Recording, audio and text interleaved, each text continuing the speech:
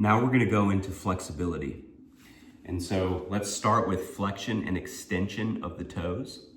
Starting with flexion of the big toe.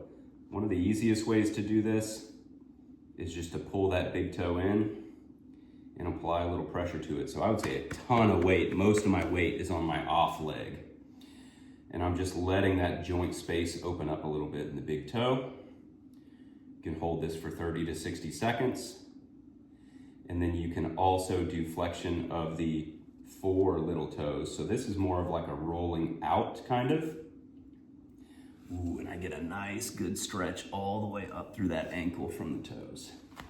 So this way, I'm kind of coming in here, stretching this way. So that's flexion of the big toe and flexion of the four little toes.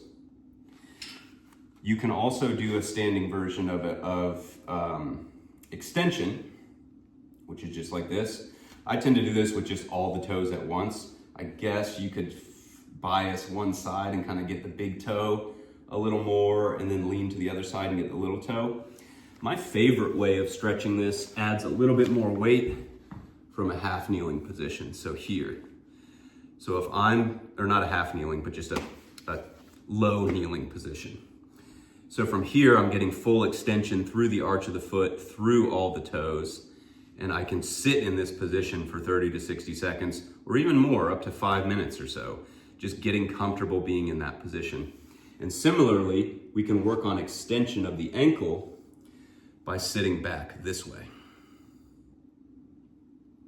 This is gonna stretch the whole front of the shin, and it's going to stretch that ankle joint a little bit too. So that's flexion and extension.